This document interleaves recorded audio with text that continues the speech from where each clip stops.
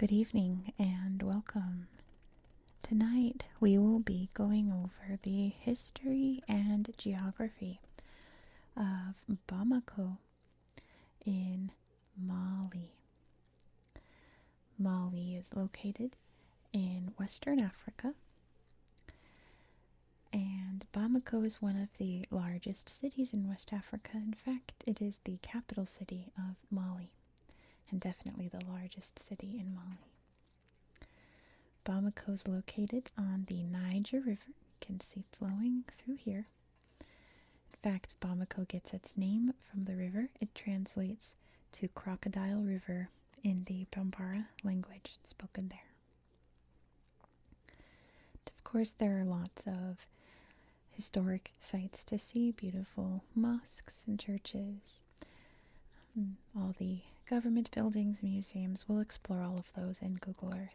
But Bamako is home to the tallest building in West Africa. It is called the BCEAO Tower, and we'll check it out on Google Earth, of course. Geography is always hard to do in just cities because it's just a city. There are some hills here and there throughout, and of course the river cuts right through the middle of the city. But yeah, we'll look at all of that at the tablet later. Bamako was never really a big city until just about 100 years ago. Before that, it was just a regular little village. In the 11th century, it was part of the Ghana Empire, which was eventually conquered by the Mali Empire, which is where the country gets its name. And there, Bamako was thriving.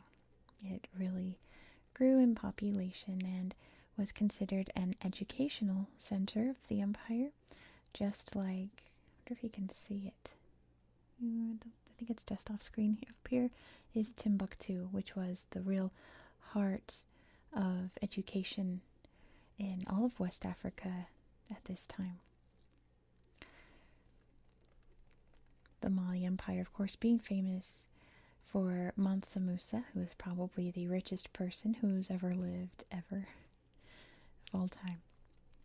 Because the empire, like the Ghana Empire before it, controlled the gold trade. And became very, very strong at that time, but all things come to an end, and the Mali Empire was replaced by the Songhai Empire. And Bamako lost its importance and dwindled back down to a small village. The city that we have today wasn't established until 1640. The first European visited Bamako in 1797. His name was Mungo Park, pretty much the Dr. Livingstone of West Africa, a Scottish explorer. He came back again in 1806 and really put Bamako on the map for Europeans to know that this bustling center on the river was indeed there. So once the French began to colonize West Africa and anti-French movements were popping up farther west over here in what's now Senegal, the French wanted to make sure that their area was secure as possible, so they built a fort here in Bamako in 1883 to pretty much quash any kind of uprising that might occur in this area here, and it definitely worked because by 1908 the French had made Bamako the capital of French Sudan. They built a big railroad center here that connected to all of the important French cities at the time, particularly Dakar, over in what's now Senegal, and became quite bustling and busy. The population really started to rise during this time, now that it was becoming more modern and safer for people to live in terms of, how do I put this, like, to make sure that they had a stable career that wasn't based so much on agriculture or farming and grazing, things like that. They could work in the city here and have a steady job, support their families. In 1946, so this is after World War II, the first French Pan-African organization was founded here in Bamako. It was founded by Modibo Keita, which is very important because he would go on to become the first president of Mali after Mali gained its independence from France in 1960. Times in Bamako have been either very good or very unsteady since then. Same goes for Mali, I suppose. They went through some quite turbulent times in their government. For example, being overthrown in a coup that replaced their democracy with a dictatorship. There were lots of protest movements in Bamako in the 1980s and early 1990s in favor of democracy. And it was after one such protest on March 22nd, 1991, in which the crowd was fired upon, which sparked outrage. It ousted the dictator, Traoré, and democracy was then implemented. And times were pretty good then, until about the 2000s, 2010s, when unrest began up in the more northern parts of Mali. The more northern parts of Mali are within the Sahara Desert, and it's much more rugged and harder to control over there than it is down here. The southern part of Mali is within the Sahel, blending into the more savanna, rainforest area of Africa. So there's a lot more population, towns, and things like that than up in the desert, of course. I hope that makes sense. So unrest really started to begin up in the desert, and slowly has trickled its way down to this part of Mali. The biggest, thing that's happened there involving that occurred in 2015, and I'll use the terminology I used the last time I talked about a situation like this when I covered Pakistan. Because one, it is not relaxing and this is ASMR, and two, YouTube does not want me to discuss things like this in any kind of detail. So let's say that it involved people and an organization that likes to blow things up on purpose and go after foreigners on purpose. And that occurred in 2015 in Bamako. There was an attack on a Radisson hotel. Very devastating. Of course, there were lots of people from other countries staying here for diplomatic or business reasons. And they were targeting those people, of course. But most of the unrest in Mali recently really has not affected Bamako specifically. It's mostly up in the north and around Timbuktu and Mopti. Up here you can see. Bamako, since it's the seat of the government, really has been held strong by the government. No rebel groups have attempted to take it at any time recently. But that doesn't mean that you can really just travel here and see the sights. The United States recommends no travel to Mali currently. Mali did close its borders in 2022, and I was trying to find any updates, and I've read that the border here with Guinea is open, but mostly for mail.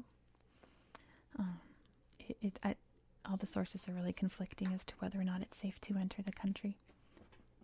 My cat has decided to go rogue for a second, so if you hear him running around in the background, he's decided to go feral for this moment. But as I was saying, the UK government does not recommend travel to Mali except for Bamako. So in this day and age, Bamako is probably the safest place to be in Mali. But that doesn't necessarily mean that it's safe, if you know what I mean. Especially for foreigners. But that is where we are for today. So why don't we head over to the tablet and look at this beautiful city for ourselves. Here we are in Bamako. You can already see the Niger River flowing through. I should probably point out that in some variations of English it's pronounced Niger, but primarily I think in British English too it's Niger, as in Nigeria. Let's zoom out so you can see exactly where we are in the world. So here is West Africa. Africa's always so much bigger than you expect it to be. It's massive. Here is Mali. You can see this huge piece up in the desert, the Sahara. And this would be the southern half, I guess southwestern half. And you can see that green line here, where this is the Sahel area, and then this is the savanna / rainforest area. So we are right on the edge here of where the Sahel, which is like the Sahara but with plants and way more animals and less desert sand, into the savannah. So let's check out the sights to see in Bamako because there's quite a few. Where should we start? I guess we'll head over here. I did promise I would show you the big building, which you can see right here. I gotta turn on the everything filter for it to pop up.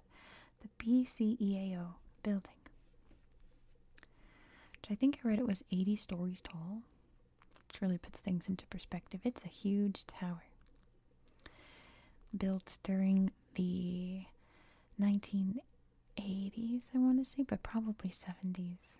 You can really tell by the architectural style here that a lot of prominent buildings were built during that time. I think maybe the 70s. Because we also have an important building nearby. I'm going to turn off the everything filter. There we go. It would be the Grand Mosque of Bamako. Now, this site has been, and look how bustling it is around it. This is the main government center here, but look how absolutely bustling all the streets are. It's filled with people. This site has always been, for a long time, a mosque. Not always, because mosques haven't been around for always. But it's always been a mud brick mosque, quite like the famous one in Janneh. But it was replaced, I believe, in the 1970s. I'll say here, 1970s, with this building, which is really interesting architecture. It's very 70s, 1976. And it is the biggest mosque, I believe, in all of Mali. See the vendors out here selling little things around the mosque. And here's the beautiful interior, gorgeous chandeliers. All very like 70s mod style. I think it's really nice. Not a lot of buildings have survived from that time, and that not just in Mali but around the world, because they get updated because they look so 70s, you know. But this one has stayed, and that's kind of neat. Also nearby here, I have to remember where it is. It's not far off, but it should be easy to find. Oh, I don't remember where it is. Oh no, it's over here, I think. Yeah, right here. I was looking the wrong direction. This is a Catholic cathedral, and I only bring it up because it's on UNESCO's tentative list. Really beautiful church with the paintings of the different cardinals and important people who have practiced here. And there's a beautiful couple getting married. A beautiful bride and groom. That's so nice. Up here we have the National Museum of Mali, which sadly this slideshow mostly just shows exterior pictures, not a lot of the actual exhibits. There's a diorama of the Janneh Mosque. Not sure what that's supposed to be, but lots of little outside exhibits to see, little structures. Dinosaurs here as well, big old brontosaurus. And looking for this another little mosque. This really beautiful memorial to martyrs and victims of terrorism, right? YouTube does not like that word. But I think it's really classy. Even though it was, if you read down here, established by, or this was put here in place by, probably not one of the best leaders. It was a guy who overthrew the government in 2020 for a transitional kind of government. It's kind of hard to see where Mali's future is going, whether or not he is going to be a good person for Mali or a bad person. It's still too early to say. It's all very recent. But this is Mali's national park, which I kind of like because it's an actual park. Look at these tortoises. Not like when you think national park, you think huge forests and mountains and rivers or things like that. This is an actual park. It is literally a national park, and the National Zoo is located here. So here's a sweet elephant. Oh, I should grab Topple. Where is Topple? Oh, don't tell me Topple's Topple. Oh, here's Topple. Here's Topple. I'll never forget Topple. He was hiding behind my computer speakers. We'll hear some Topple sounds at the end of the video. How's that? Whenever there's elephants in my videos, we bring out Topple. He's the official mascot of my channel. He's the ASMR elephant. There's the zoo there. There are also lots of beautiful monuments here in Mali. You can see here's the Monument of Independence, which I think is a really pretty structure here at this roundabout. All lit up nice. I think I might like this one the best out of the three that I'm going to show you, to be honest. A big crowd demonstrating there. But probably the most famous one, I believe, is right here. Yes. I might have to turn on the everything to... There we go. Monument de la Paix, or the Peace Monument. Which is also very nice because it's these two big hands reaching up and holding a globe with a big old dove on top. Which is a very nice message. J'aime Mali. It's very Soviet looking though, which probably was built by either the Soviets or the Chinese. But the message is clear, isn't it? We hold world peace in our hands. It's attainable if we just want it enough. But probably the most interesting tower that you'll see like anywhere. Let's see if I can find it. It's right here, the Tower of Africa. Google Earth has updated all their little symbols. It's much easier to find things now. They're all color-coded. The Tower of Africa, which is very distinct. It's covered in different African symbols. Trying to get a look at it. There's a ship. It's got interesting colors and shapes. Here we go. That's a good one, all lit up. And at the very tip top is a picture of Africa. That's not in Bamako. I know where that is. That's the highest point. Okay, these aren't pictures of it. Here we go. There's a big old Africa on the very top. Really interesting structure. It looks like it's made out of clay. It's probably on purpose because it's meant to look traditionally African. Here it is. You can see Mali right there. All of these neat patterns and shapes along it. See the hands there holding up this part. This is clearly the observation tower you can climb up. Pretty neat. There are lots of other little things to explore here in Bamako. I would encourage you to check it out for yourself because it's always good to look around and explore all kinds of different places. But that's going to be it for tonight. Thank you so much for watching. If you learned something new today, give this video a little thumbs up and let me know what it was down in the comments. And if you enjoyed this style of content, please consider subscribing.